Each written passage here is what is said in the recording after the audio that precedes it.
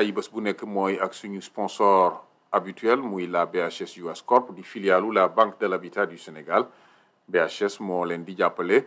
ci seeni compte bancaire yu ngeen mën a ubbi fii mu nekk Sénégal jàppale leen tamit ci lépp lu jëm ci projet immobilier yaa xam da ngeen di jënd ay appartement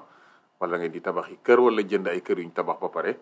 loolu la BHS mën na leen ci jàppale ci numéro bi nga xam ne ni moo affiché wu ci écran bi fu ngeen nekk ci Amérique ak Canada man ngeen woote ci 212 447 12 00 212 447 12 00. Expatriés africains vivant aux États-Unis, ce message est pour vous. Chaka Express est votre solution pour vos envois d'argent pour vos familles restées en Afrique. Pour tous vos envois d'argent par mobile money, cash to cash ou les dépôts en compte, Chaka Express est votre compagnie leader dans tous les pays africains. Envoyez de l'argent à partir des États-Unis avec Chaka Express et les paiements sont effectués immédiatement dans vos pays respectifs. Chaka Express, le leader d'envoi d'argent ici aux États-Unis. Chaka Express est présent dans tous les pays du continent africain et Chaka Express, c'est le leader d'envoi d'argent avec un taux.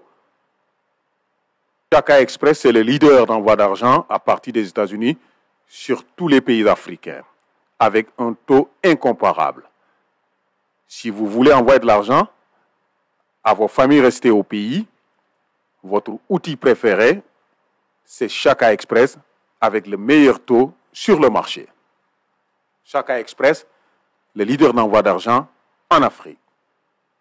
jëf ci teewaay bi ni ñu koy defee ay bés bu nekk fii ci seen chaîne seen US Global News TV ci beneen numéro seen jotaayu immigré ci plateau bi seen mbokk El Hadji Malick Tall di ànd ak comme d'habitude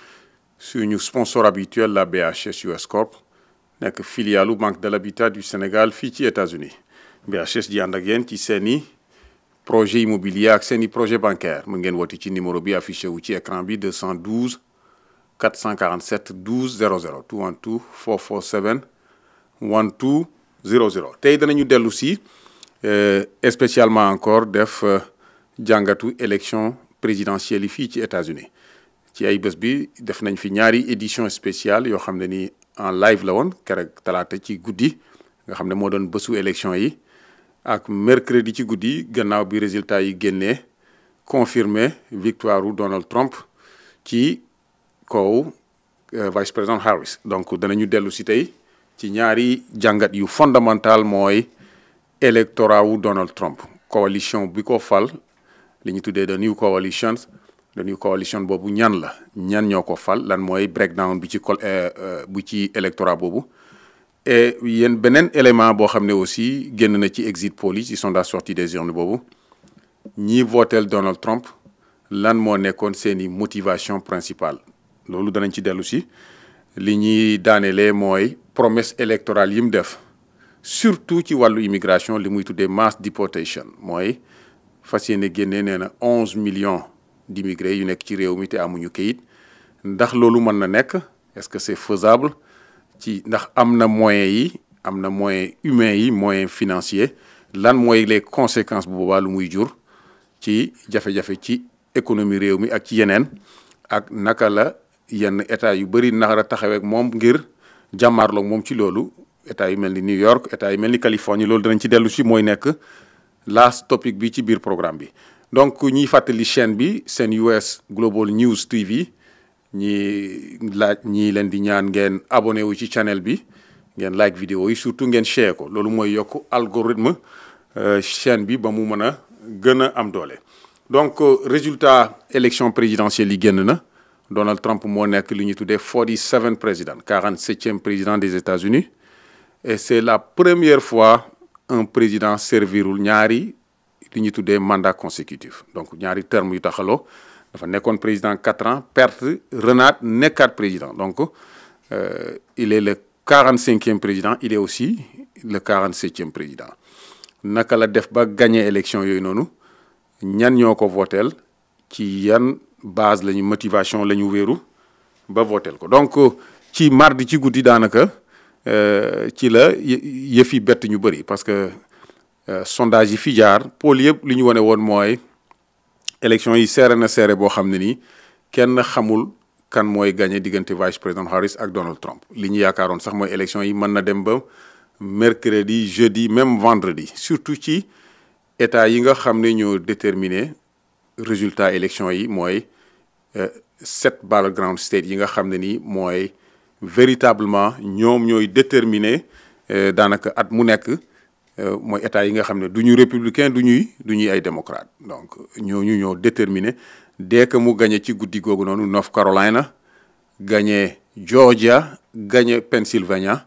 ci la daal di sécuriser li ñuy tuddee the path to 270 mooy 270 collège bi nga xam ne ni moo ci nekk ci collège électoral bi donc ñi ko vooteel danañ ci dellu si léegi donc surprise bi moo doon naka la Donald Trump mën a sécuriser 270 boobu noonu gagné pratiquement battleground stadium loolu c'était une très grosse surprise parce que pendant presque 6 mois jëm 8 mois bu ñu defee agrégat wu sondage yi fi jaar yëpp bëriwul lu mu jiitu ci benn battleground state au contraire vice président Harris moo doon jiitu à quelques jours des élections gis nañu sondage bi mujj a génn Iowa wane ne jigéen ñi seen bopp li ñu tuddee white female jigéen ñi white woman ñoom ñëpp màbb nañu daanaka jëm ci vice président Harris ñu ne bu mënee jiitu moom vice président Harris bu mënee jiitu Iowa nga xam ne red state la jiitu 3 points within the margin of error kon nee nañu jàpp nañ ne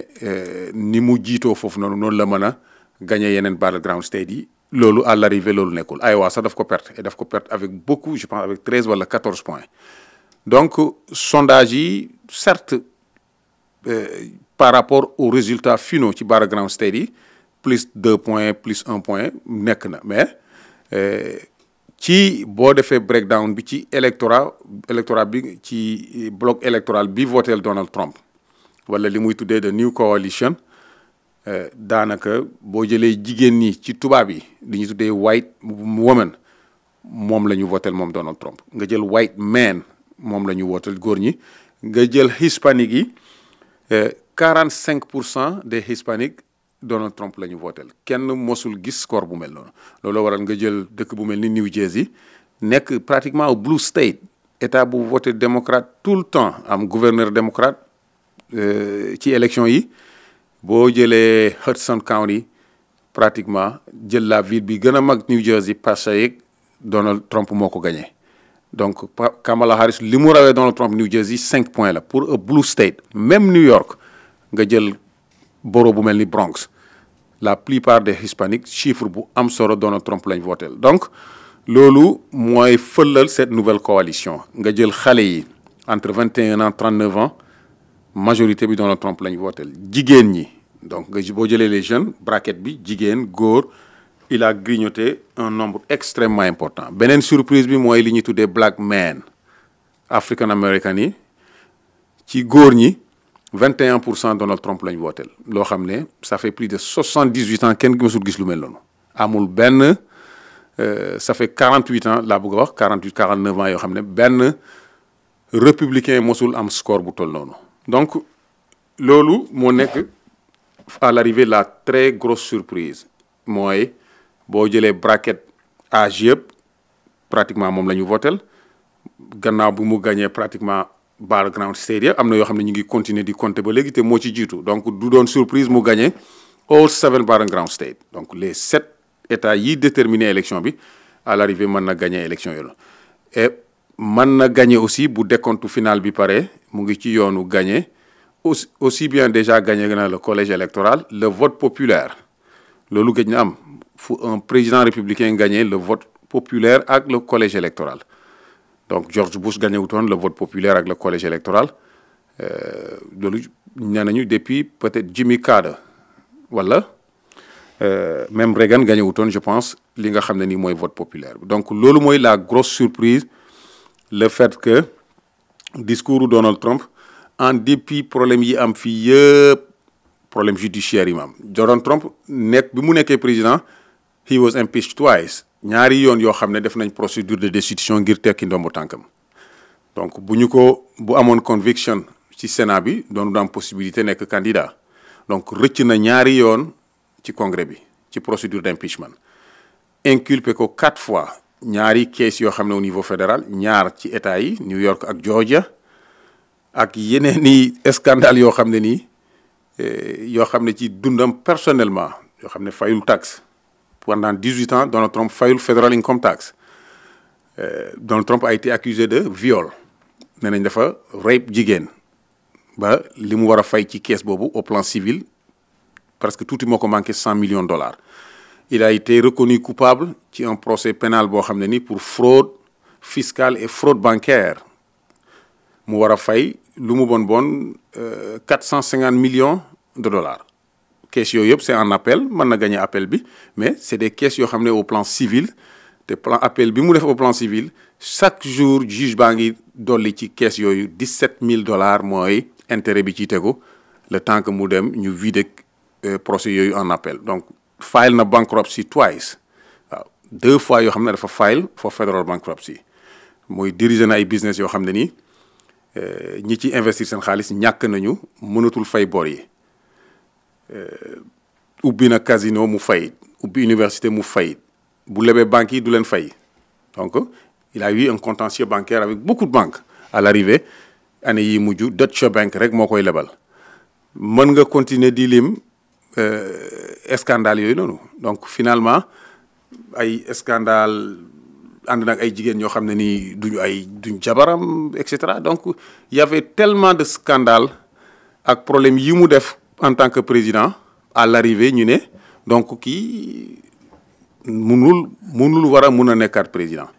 c'est vrai qu'il a fait l'objet de 2 tentatives d'assassinat mais donc loolu moo yéem finalement l'opinion publique en tout cas ci ñenn ñi naka la mën a convaincre américains yi pour ñu voter laat ko donc loolu moo nekk la très très grosse question donc à l'arrivée il est élu et bien élu d'ailleurs donc du rek gagné na mais il a gagné avec la manière parce que il a gagné vraiment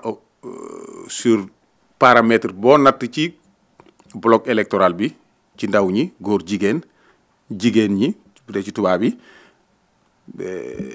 góor ak jigéen ci tubaab yi les jeunes góor ak jigéen surtout les blancs black yi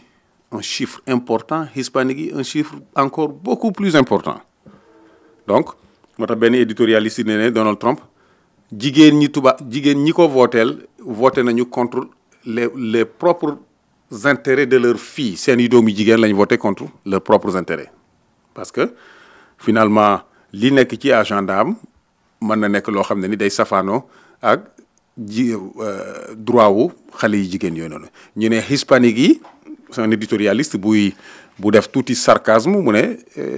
hispanique yi votel nañu koo xam ne dana expulser déporter seeni mbokk hispanique donc mais à l'arrivée loolu mooy li génn ci exit poll yi ñi ko votel ci bloc électoral bi ñii ñoo votel Donald Trump moo tax ñu ne non seulement il a gagné mais il a gagné avec la manière il a gagné sur pratiquement tous les paramètres yi nga mën a mesurer sur le bloc électoral maintenant ñi ko votel lan moo tax ñu votel ko loolu aussi ñëw na ci exit poll yi ci sondage yi l'économie number 1 et pourtant l'économie boo dégloo tous les économistes experts yi souvent même ay prix Nobel de l'économie yu xool koom-koom bi ni muy doxee le taux de chômage mu ngi en deçà de 3%. Taux de chômage matul bu matee 3% fa lay toll mooy téeméer boo jël daanaka ñetti nit ñoo ci liggéeyul nga jël sur l'économie certainement l'inflation jóge na fi 7%. prix yi ni mu yokkoo ci année yi weesu wàññeeku na tey ba c'est en dessous de 3%, 2 et quelques % sur l'inflation boo jëlee ay pourcentage yu les taux sur ñiy def jënd ay mortgage wala kër wala ay auto wala bëgg a investir ci leneen ça a diminué donc wax nañ waxu taux de chômage wax les salaires de income ci yenn bracket yi ni mu yokkoo au cours des 3 dernières années voire 4 dernières années ak yeneen programme yoo xam ne nii donc administration Biden Harris jaarale nañ ko fi lutte contre la pauvreté chez les enfants am na fi child tax credit bu fi jaar boo xam ne nii nee nañu ça a diminué la pauvreté ci xale yi de 50%. mën nga ko limee noonu. Donc ñu bëri xool ñu ne l'économie certes inflation am na mais li ñi ci yokk loolu nekkul. Donc ñi en tout cas ñi mbubboo voté bi ñi ko ñenn ñi majorité bi li ñu ko justifié mooy l'économie. waaw ci ñi voté Donald Trump. En deuxième position l'immigration. Maintenant immigration dëgg la c'est un débat légitime ñetti at yi weesu ñeenti at yi président Biden bi mu ñëwee dafa changer complètement la politique de l'immigration boobu dafa fekk Donald Trump moo fi nekkoon ñu génn ci Covid bi ñu shut down border bi invoqué fii ay lois yoo xam ne ni kenn mënul dugg demande d'asile amatul réfugiés yi jëlatuñu kenn bi mu ñëwee ils ont changé de politique mais miscalculation bi ñu def ñoom aussi mooy flexibilité bi ñu dugal à la frontière yëf yi ëpp leen doole. Donc finalement mu am porosité ci frontière bi plusieurs millions de personnes dugg si ba les 6, 7, 8 derniers mois ci la nag l'administration xam ne dugg nañ ci allée électorale ci la ñu ressaisir pour changer carrément la politique ñoom au niveau des frontières. D'ailleurs ci biir juste avant période boobu noonu am na fi négociation bu am entre les républicains et les démocrates ci House bi ak ci Sénat bi surtout au niveau du Sénat waxtaan ba juboo ci benn proposition de loi boo xam ne liñ ci jublu woon mooy li ñuy tuddee sécuriser la frontière. Donc yokk la police des frontières CBP Customs Border Patrol yokk technologie bi sensors caméra yi drones yi et cetera changer même l'immigration carrément ne ku duggati aussi boo defee demande d'asile du ñu ko accepter def pression sur les pays frontaliers Honduras Guatemala Salvador ba ci Mexico bill boobu bi ñu demee ba ñu voté ko ci House bi je pense c'était en tout cas waxtaan ci Sénat bi dara desul lu dul voté ko au niveau du Sénat gars yi yàq bill bi waaw le bill boobu je pense que c'est passé au Sénat ñëw ci House bi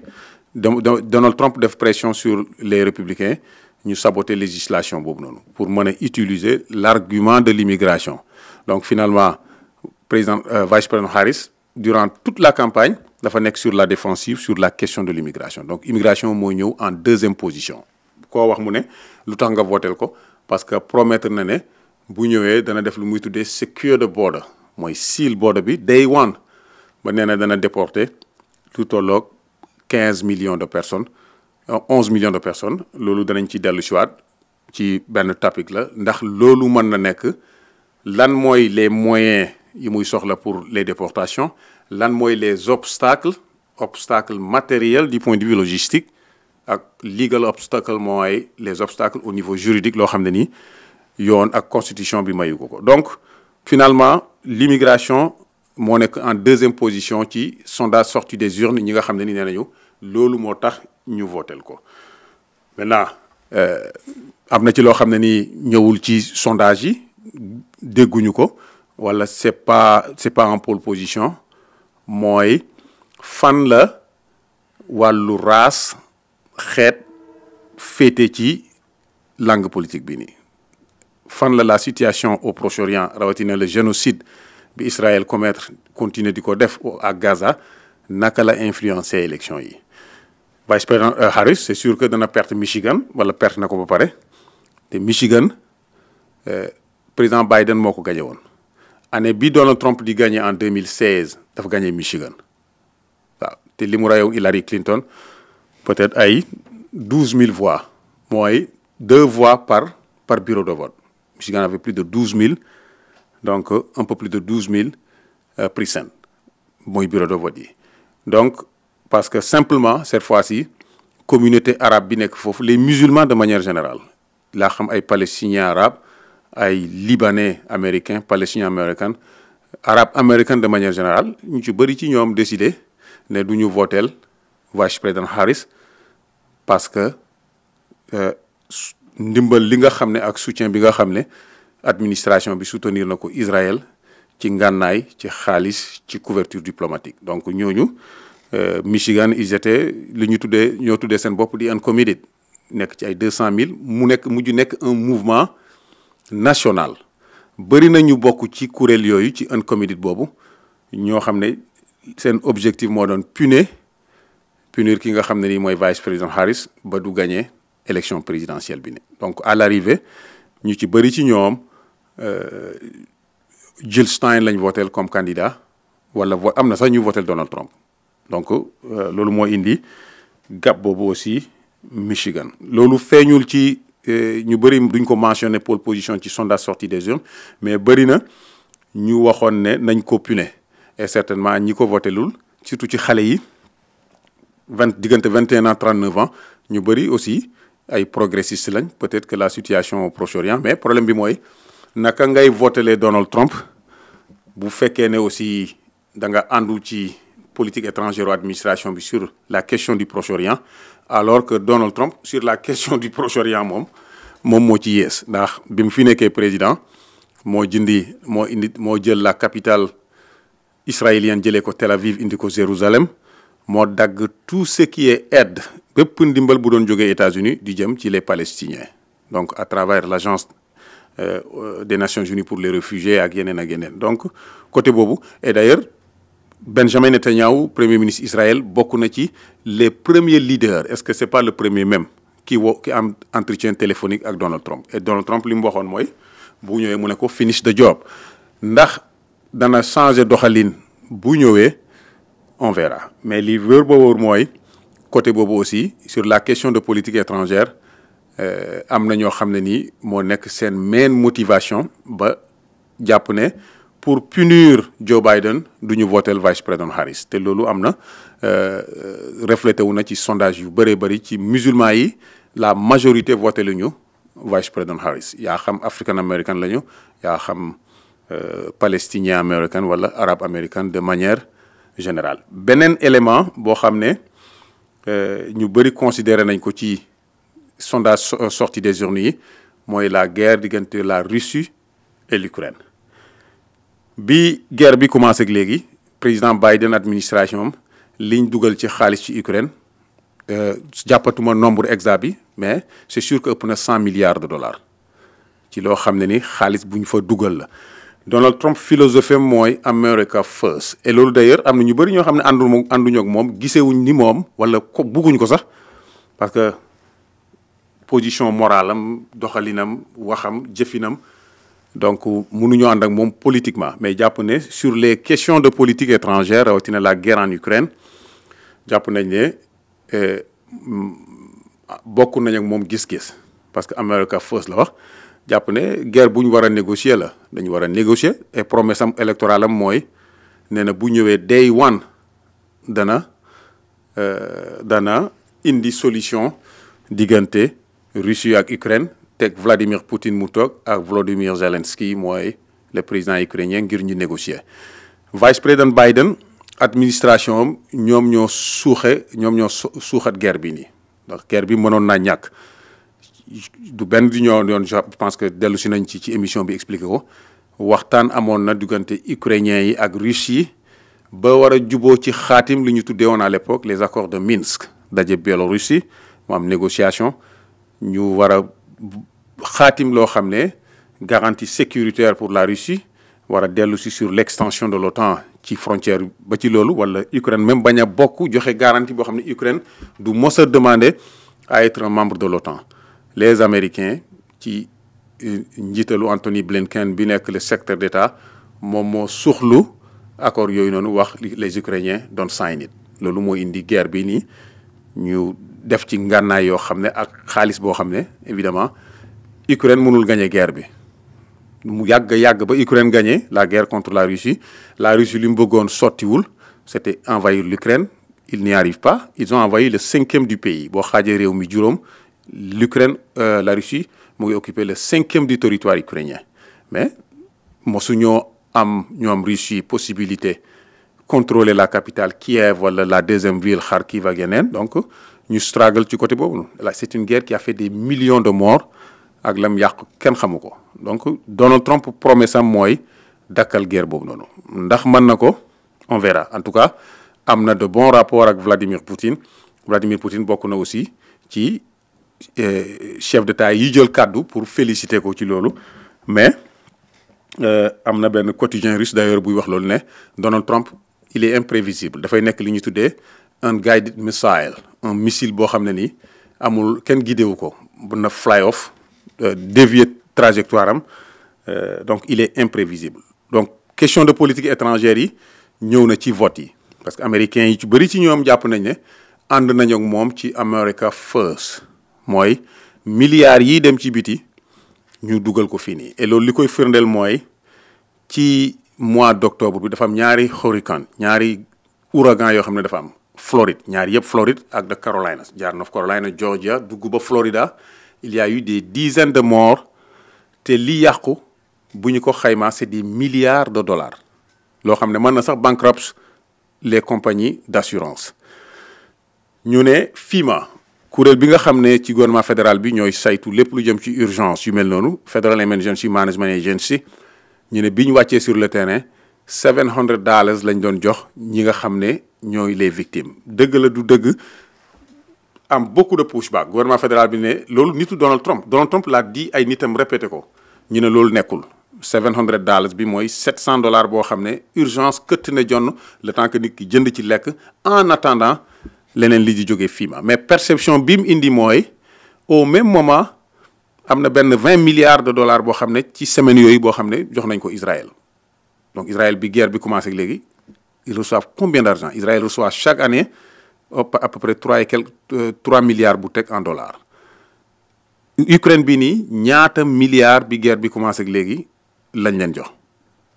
pendant ce temps les ay américains yoo xam ne ñu ngi nekk ci situation d'urgence yoo xam ne ni gouvernement fédéral bi taxawu ci ni nga xam ne noonu la ci war a taxawee donc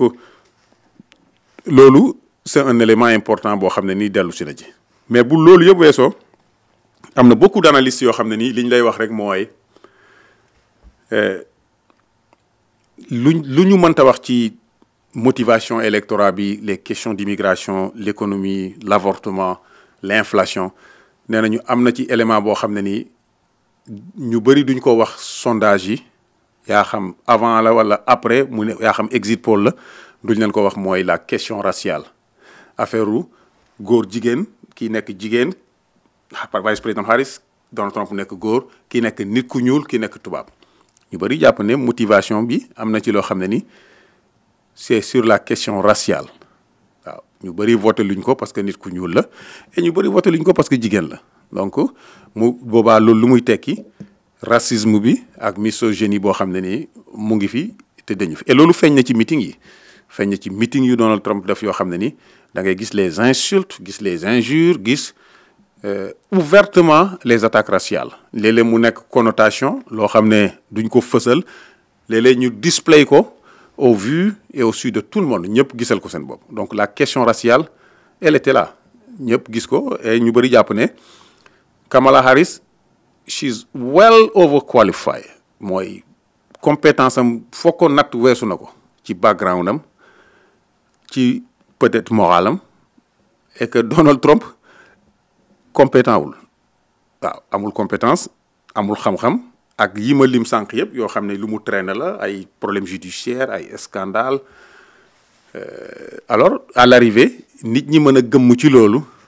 votel Donald Trump et votel ko avec la manière parce qu'il a gagné largement loolu yéem na ñu bëree bëri donc moo tax ñu bëri ñu ne loo wax l'économie l'immigration l'avortement wala leneen la question raciale ak question gender voilà la question du genre nee nañu loolu nit mënu ko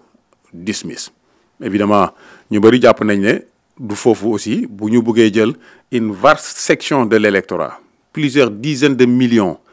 traité leen de raciste parce que voté lu ñu vice président Harris nee nañu loolu du stratégie buy permettre le parti démocrate ñu gagné waat cet électorat là parce que dans 2 ans dana am élection tous les 2 ans am na élection donc mi-mandat yi ce sera en 2026 donc là aussi loolu beneen challenge bu mag a mag la pour le parti démocrate ndax dañuy gis rek ne le racisme le sexisme demeure encore ay mbir yoo xam ne mu ngi ci réew mi wala dañuy xool effectivement électorat boobu lu tax vote am na ñoo xam ne les questions économiques c'est des questions réelles aussi waaw ndax nit ñi li ñu gis mooy ci fanweeri at yi weesu économie di gën a màgg am benn portion bu ndaw boo xam ne ñoom ñoo ciy jëriñu les compagnies les millionnaires les milliardaires ñi ci des ñëpp di struggle léeg-léeg nga gis compagnie yi jël liggéey yi outsource ko donc jël liggéey yi yóbbu ko ci beneen dëkk di defar produit yi foofu di ko indi fii nii di ko jaayaat à des prix exorbitants loolu Donald Trump nee na lu muy xeex la maintenant on verra ndax Donald Trump ñi ko entouré aussi c'est un club de millionnaires et de milliardaires bokk na ci ñëpp gis nañ Elon Musk. Musk c'est l'homme le plus riche il pèse plus de 200 milliards de dollars ndax ñooñu dana am lu ñu mën a defal la classe travailleuse koo xam ne nii 40 000 50 000 dollars ngay am ndax xam nañ li ñooñu di dund ba muñ ci indi solution loolu y a un très grand doute. Donald Trump jaar na fi nekkoon na président donc lim promettre bu ñëwee bu ko defee ñi ko votel ñooy nekk les premières victimes bu defee tax cut ça va aller ci poche millionnaires yi ak milliardaires yi donc l'américain lambda du ci gis dara luy ñëw ci intérêt bu yàqee di Affordable Care Act bu Obamacare 50 millions de personnes danañu perte seen assurance maladie bu yàqee Medicaid wala Medicare même chose Social Security mag ñi fayeeku di jël seen pension bu wàññee bénéfice yi danañu ko yëg mass deportation bii mu wax mën na ko wala mënu ko c'est la grande question 11 millions de personnes ñoo fi nekk amuñu kayit nee na day one dana shut border bi génnee 11 millions yooyu noonu dans la praticabilité bu fekkee dañuy xool rek lu mën a nekk mënul nekk il n'en a ni les moyens humains amul moyens financiers yi moyens humains yi mooy lan amul suffisamment de police aux frontières wala ci biir yaa xam ñi nga xam ne ñooy jàpp di génne lu ñuy tuddee Immigration Customs Enforcement ICE amul suffisamment de personnel bu mën a def liggéey bi nii donc mënul nekk ci côté moyens humains yi Amérique yëpp boo ko xayma law enforcement personnel 800 000 lañu police fédérale bi state police yi police locale boo xaymaa ñëpp FBI ATF Secret Service US Marshal boo Homeland Security nga calculer police yi nekk ci état yi police yi nekk ci ville yi lu mel ni NYPD les shérifs bu ñu dajalee ñooñu ñëpp xayma ko 800 000 éléments yooyu mënuñoo génnee 11 millions yi that's number one. number two experts yi xool ko am na kuréel yoo xam ne ñooy saytu loolu CBO mooy Congressional Budget Office bu ñu xaymaa programme boobu pour génnee les 11 millions il faut mu wuti budget wu 315 milliards de dollars fan lay jëlee xaalis boobu noonu ndax congrès dana ko jox déjà que département de la justice rek seen budget wa ëppul 50 milliards de dollars donc il aura besoin de 315 billion dollars billion ak bii pour génnee 11 millions yi mu wax ñoom lay génnee te xaalis bi munu ko génnee moom parce que fii dafa am lu ñuy tuddee congrès moo am lu ñuy tuddee appropriation power congrès moo am droit génnee xaalis ñoo yor gafar réew mi ñooy voté budget ñooy voté loi de finance ñooy voté loi de finance rectificative ñooy voté supplement Donald Trump amul et d'ailleurs li ñu limul mooy bien que gagné nañu Sénat bi House bi gagné guñ ko te House bi bu ko démocrate yi contrôlé lu jàll ci House bi day jàll ci Sénat bi alors que congrès rek moo am pouvoir exclusif voter les lois de finance loolu ñu appropriation power ndax danañ ko jox 315 billion dollars avec tout le déficit pour mu génne 11 millions de personnes donc côté boobu moyen humain amul moyen financier c'est sûr que du ko am bi mu njëkkee nekk président dafa laajoon ñuy jox ko ay milliards mu tabax mur bi diggante Mexique ak États-Unis gars yi lànk le congrès n'a jamais voté pour li ñu naan build the wall mosul build wall beneen élément bi jëm ci loolu mooy 11 millions de personnes yooyu muy wax bu ko defoon tey économie bi nërmerlu waaw suba nga gis les conséquences économiques sur li ñu tuddee de GDP mooy le produit national brut conséquences même sur le dollar ak yeneen ndax jëlal lu mel ni secteur agricole jëlal les états agricoles Californie Idaho yeneen plus de 500 000 personnes ñu ngi liggéey ci secteur agricole bi ñu ëpp ci ñoom amuñu kayit plus de 500 000 personnes construction naka noonu ci immobilier ak loolu donc bu ñiy liggéey bu ñu génnoon tey bu génnee nombre boobu noonu suba l'économie dugg ci en récession donc boo calculer à 3 niveaux amul moyens humains yi amul suffisamment de policiers amul locaux yi fu mu leen mën a dugal pour génne leen, amul xaalis bi donc le budget pour def loolu, et leneen li amul les moyens juridiques waaw parce que nit ñi aussi nekkuñu China nekkuñu Russia, États-Unis la nekk, c'est un pays de droit, dafa am lu ñuy tuddee right to due process. Constitution bi nga nekk immigré nga bañ koo nekk, nga juddoo fi nga ñëw fi, ku ci nekk am nga droit boobu due process. dañ la war a jàpp amoo kayit, dañ lay process, dañ lay dem yóbbu la nga gisi juge bi. nee na d'ailleurs dana invoquer benn loi boo xam ne nii daf koy permettre mu bypass xam nga système judiciaire bi pour génnee nit ñi. du ko man parce que pour nga invoquer loi boobu il faut am beneen dëkk bu nekk en guerre armée contre les États-Unis, et loolu ça n'existe pas. Donc am na nag séparation des pouvoirs. lu bëri lu mu wax danaa def lii,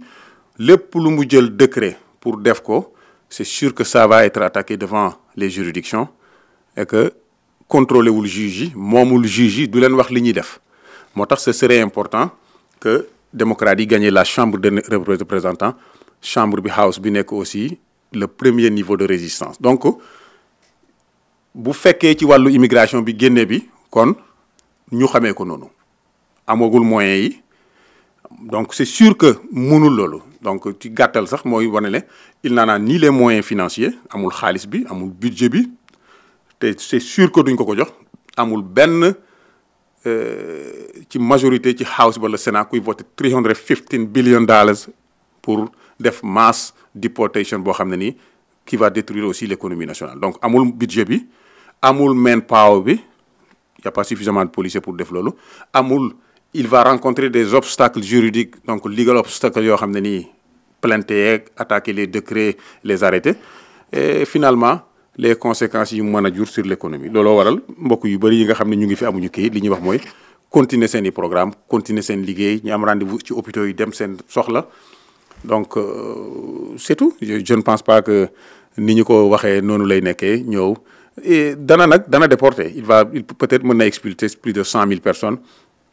donc il a d'ailleurs changé de discours. keroog li mu wax mooy barke démb il a changé de discours mu ne ñi muy déporter mooy les criminels.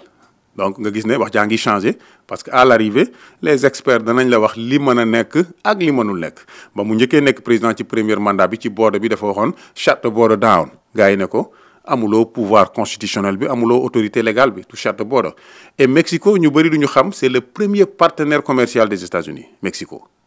ci border boobu li fay jaar ci ay troc, lépp loo xalaat ci marchandise, lu ñuy lekk, lu ñuy naan et autre chose, ay lu ñu defar ay équipement. donc à l'arrivée mënul nekk. maintenant li muy créer mooy la peur, créer le sentiment de panique, décourager ñenn ñi certes dana am ñu mu jàpp yóbbu, mën na nekk 10,000 15,000 100,000 personnes, mais du nekk ay millions comme ni mu ko waxee, impossible, mënul nekk. wala ñenn ñi décourager sax takk seen i bagages dem. mais am na résistance boo xam ne qui se forme bu house bi nekkee ci démocrate yi.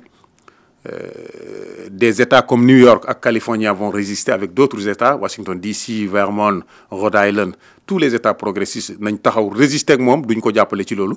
parce que pour nga déporter nit ñi il faut mu soxla assistance su police locale. bu nekkee New York nga ne NYPD, yeneen dëkk yi shérif ak yooyu, dana ci am ñoo xam ne duñ collaborer ak moom ci loolu. donc duñu ko dimbale ci liggéey boobu noonu. ak plus maintenant résistance boo xam ne nii la presse ñu ngi préparé pour résister ko, la société civile il va falloir ñu résister. donc xool ndax li mu promettre dana ko def am déet. mais la réalité elle est là. donc Donald Trump le 20 janvier lay jël pouvoir ak tout ce que cela comporte maintenant d'inconnu. waaw parce que il est imprévisible. on continuera donc monitor affaire boobu noonu. finalement li ñuy wax mbokk yi rek mooy mbokk yi fi nekk amuñu papier, ñu bëri dugal nañ seen demande d'asile.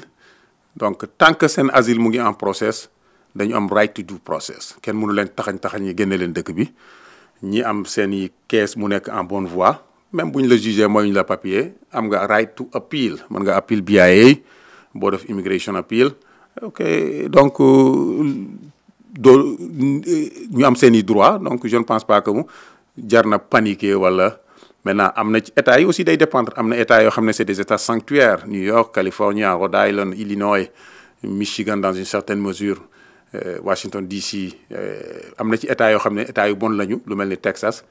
Florida bëgguñu immigré donc certainement foofu boo fa nekkee tu es plus exposé mais jarul paniquer jarul jarul vraiment bàyyi say soxla wala feebar doo dem hôpital et cetera donc loolu on va continuer de suivre ça de très près donc li ñuy monitor mooy la prochaine étape mooy la chambre des représentants c'est extrêmement important am na 40 sièges yoo xam ne ñu ngi koy compter ba léegi puis semaine prochaine peut-être danañu xool fan la yëf yi jëm côté boobu noonu leneen li suivre donc son équipe qui se met en place choisir na chief of staff un directeur de cabinet ñan ñooy les potentiels candidats pour le cabinet 15 ministères yi et suivre surtout attorney général ki muy tànn comme ministre de la justice ak ki muy tànn comme Homeland Security secretary parce que foofu mooy danger bi ministre de la justice dana jéem a tànn koo xam ne nii pour fay wante ubbi enquête ci Joe Biden Kamala Harris ak ñi mu àndal jéem a fayu moom it inculpé ay nit jéem a jàpp ay nit Homeland Security kan ban dof lay indi boo xam ne qui va venir vraiment semer la terreur ci biir communauté immigré yi tas famille yi déporté ñoo xam ne nii sont là depuis 20 ans am kër am seen liggéey yu baax am seen i business loolu donc il faut suivre ça de très près mais l'Amérique ñoo décidé voter loolu ils ont voté pour lui et la plupart ñi voté pour lui ils seront les premières victimes waaw ñi ko votel ils ont voté contre leurs propres intérêts dans une certaine mesure ndax li ma wax nii li muy yàq bokk na ci première chose le département de l'éducation da nga gis xale yu bëri yu daan jàng am ay Pell Grant mën a fay ay études supérieures parce que seen i parents dañu néew doole loolu dana yàqu Medicare mag ñi nga xam ne mag lañ di faju néew di doole yam assurance maladie di Affordable Care Act wax naa ko c'est 50 millions de personnes depuis président Obama moo ko jàllale woon loolu bokk na ci li muy njëkk a yàq nee na ak Social Security ñii ko votel ñëpp c'est sûr que la vaste majorité ñu ngi bénéficier wu ci programme yooyu on verra dana ko def wala du ko def on verra donc lii moo doon tey liñ bëggoon tënk rapidement ci la situation ci élection présidentielle bi ñi nga xam ne ni noonu la résultat yi tëddee ak sondage sorti des urnes chiffres yi ci génn ak bloc électoral bi ak promesse yi nga xam ne ni ay promesse électorale la lu ci mën a nekk lu mënul nekk ak danger yi nga xam ne mën na ko jur donc ñu ngi continuer suivre la situation dañ dellu si waat ci ay bés bi xool fan la yëf yi toll di ñaan ngeen partager vidéo bi ngeen abonné ci channel bi seen US Global News TV coordination technique ak réalisation Cheikh Ahmed Tidiane Dieng ci plateau bi seen mbokk El Hadji Malick Tall ba beneen yoon